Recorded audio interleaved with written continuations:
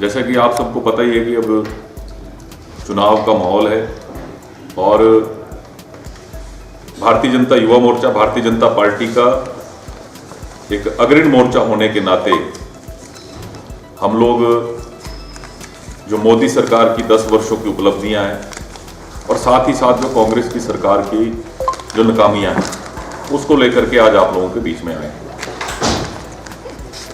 बड़ी लंबी चौड़ी बात मुझे नहीं कहनी है। मुख्य रूप से जो चंबा कांगड़ा लोकसभा क्षेत्र जो हमारे जिला के अंतर्गत आता है, जिसमें 4 विधानसभा क्षेत्र चंबा जिला के जो कांगड़ा चंबा लोकसभा क्षेत्र के अंदर आते हैं, अभी तक जो मुख्य विपक्षी दल है कांग्रेस पार्टी, प्रदेश में सरकार होते हुए भी, चाहे वो अल्पमत की सरकार है, लेकिन वो अभी तक जो है वो अपना प्रत्याशी भी घोषित करने का काम नहीं कर पाए।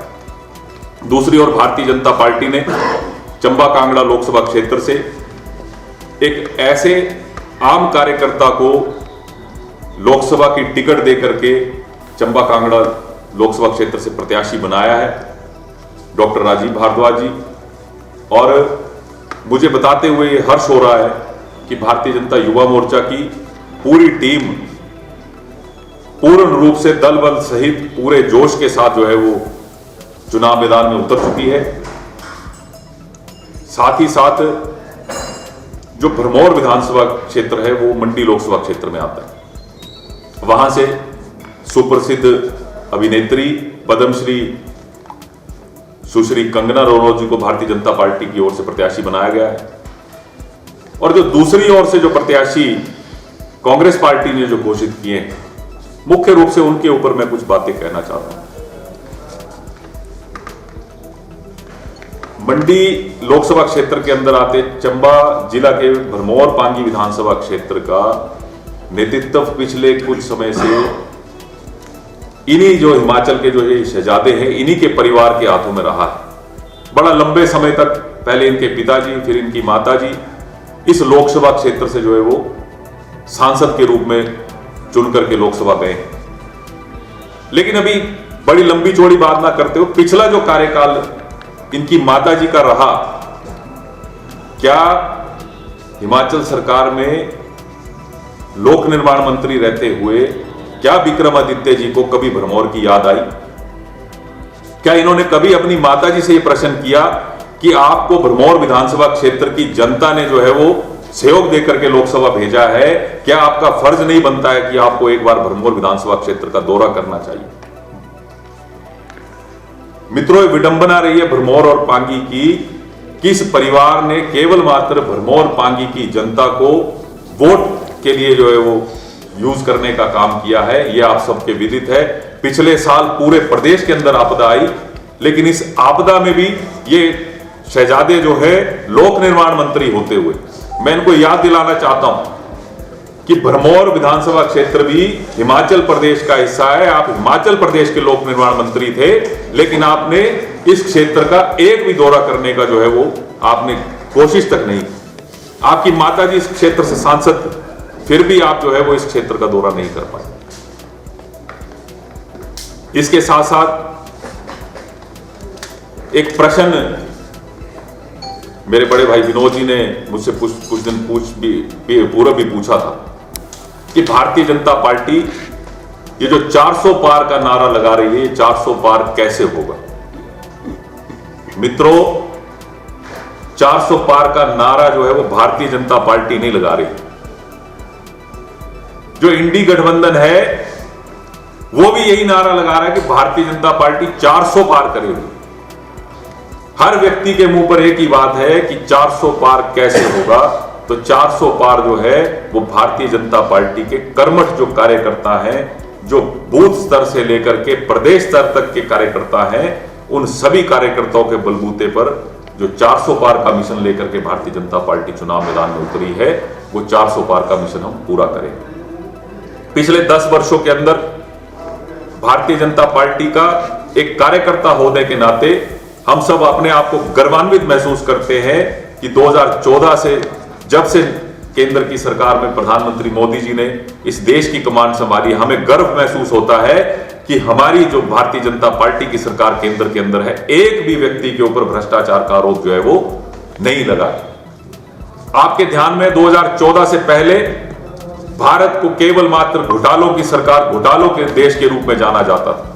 आज भी उस समय की यूपीए सरकार के कई मंत्री, कई लोग जो है, कुछ लोग जेल पर हैं और कुछ लोग बेल पर हैं। यह विडंबना इस देश की थी और इस देश के अंदर जो 2014 से लेकर के अभी तक जो बदलाव आया वो सब आपके सामने है। इनके ही बहुत प्रमुख नेता पी चिदम्बरम जी कहा करते थे कि डिजिटल इंडिया कैसे होगा, कैसे लोग जो है वो डिजिटल माध्यम से छोटी छोटी पेमेंट करेंगे।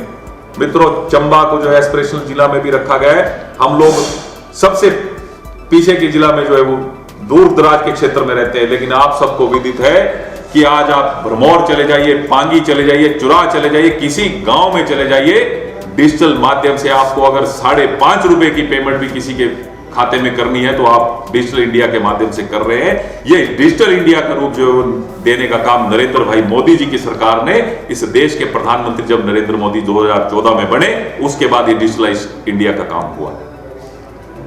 जिला चंबा की बात करें, हिमाचल की बात करें, हिमाचल के अंदर जितने नेशनल हाईवे आए वो सब 2014 के बाद नरेंद्र मोदी की सरकार के अंदर आए और अधिकतर का काम जो है वो लगभग पूरा होकर के जो है वो भी देश की जनता को, हिमाचल प्रदेश की जनता को समर्पित हो चुके हैं। हम आप लोग शिमला जाते हैं, आप जाइए, जब शिमला जाने के लिए हम चंबा वालों का रूट चेंज हो गया, आपको जो है वो जो मनाली कीरतपुर हाईवे है उसमें से 8-10 किलोमीटर का सफर करके जाइए, आपको लगता है पता कि सरकार ने कुछ काम किया है। हिमाचल प्रदेश के अंदर जो कल्पना हम लोग नहीं कर सकते थे, ऐसी विश्व स्तरीय सड़कें बनाने का काम जो वो अपने नितिन गडकरी जी ने और नरेंद्र भाई मोदी जी की सरकार ने जो है वो हिमाचल प्रदेश के अंदर किया।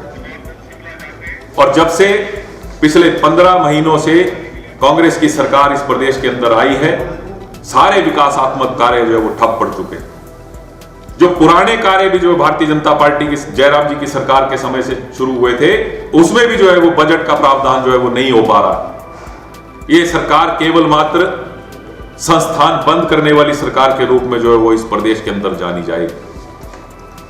मित्रों, चंबा का मेडिकल कॉलेज जो है वो नरेंद्र भाई मोदी जी की सरकार में जो है वो उनकी देन है।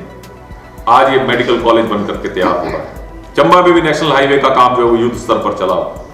ऐसी कई योजनाएं, कई प्रकार के काम जो है वो 2014 के बाद जो है वो इस देश में बदलाव के रूप में जो भारतीय जनता पार्टी की सरकार में आदरणीय नरेंद्र मोदी जी के नेतृत्व में जो है वो चल रहे हैं। और इन्हीं सब को लेकर के भारतीय जनता युवा मोर्चा, आज से मुझे आपको ये बताते हुए बहुत गर्व हो रहा है कि भारतीय जनता युवा मोर्चा के जिला स्तर से लेकर के प्रदेश स्तर के कार्यकर्ता तक का सभी कार्यकर्ताओं ने आने वाले जो 30-35 दिन हैं, ये 30-35 दिन जो है पार्टी के लिए आज से ही समर्पित कर दिए हैं। सभी कार्यकर्ता जो है वो पूर्ण रूप से जो है वो पार्टी के लिए समर्पित होकर के अपने प्रत्याशी के लिए जो है वो आज से ही काम करना आरंभ करेंगे।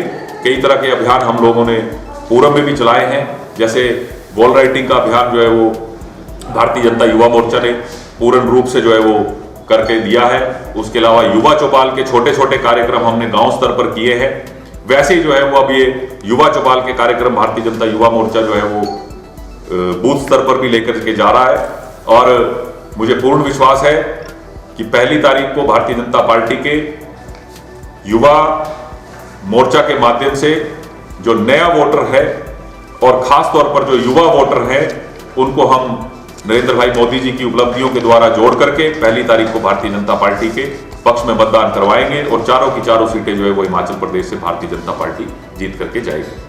अब मेरा निवेदन रहेगा हमारी प्रदेश की उपाध्यक्ष हैं बहन नीलम जी कि वो महिला विषय पर जो है वो अपना विषय रखेंगे। आज का जो ये हमने विशेष सत्र यहाँ रखा है, उसमें केंद्र सरकार और राज्य सरकार के कार्यों के बीच में जो एक गैप है, उस पर हम लोग जो है चर्चा कर रहे हैं। साथियों, जैसा कि हमारे जिला अध्यक्ष युवा मोर्चा बड़े भाई विनायक राणा जी ने बहुत ही क्लियर शब्दों में और संक्षिप्त शब्दों में जो है सरकार का कंपैरिजन किया है।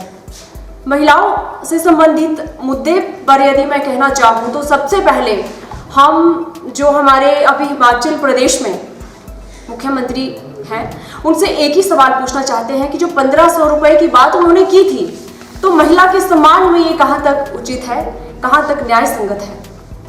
जिस तरह से उन्होंने वादे के साथ ये सरकार जो है वो सत्ता में आई थी, बहुत बड़े बड़े वादे किए थे, महिला के सम्मान के लिए उन्होंने बात रखी थी कि 1500 हर महिला को दिया जाएगा। उसमें ये बिल्कुल भी नहीं कहा था कि किसी भी तरह की कंडीशन जो है वहां पर रहेगी, किसी भी तरह की। उन्होंने ये बात कही थी, बिल्कुल साफ साफ शब्दों में ये कहा था कि हर महिला को जो है 1500 रुपए सरकार देगी। लेकिन जब बारी आई पैसा देने की, 1500 रुपए देने की, तो उस समय कई कंडीशंस जो है वो लगाई गई, कई कंडीशन सामने रखी गई, जैसा पहले बिल्कुल भी नहीं कहा गया था। अभी हाल ही में जो हत्याकांड घटित हुआ है पालमपुर में, उसकी भी मैं यहाँ बात करना चाहूंगी। जिस तरह से हिमाचल प्रदेश में आज लॉ एंड ऑर्डर की स्थिति जो है वो गड़बड़ा चुकी है, ये बहुत ही शर्मसार बात है हिमाचल प्रदेश के लिए। क्योंकि एक पालमपुर में ही जैसे 1 से 2, 2 से 3 जो है वो हत्याकांड जो है वो सामने आए हैं, तो ऐसे में सरकार ने क्या कदम उठाए, महिला सेफ्टी के लिए, महिला सुरक्षा के लिए सरकार ने क्या किया, सवाल ये उठता है। हम मोदी जी को ही वोट क्यों दें? मोदी जी ने महिला सम्मान के लिए बिना किसी वादे के, बिना किसी झूठी गारंटी के महिलाओं के सम्मान के लिए जो कदम उठाए हैं वो भी मैं थोड़ा सा यहाँ साझा करना चाहूँगी।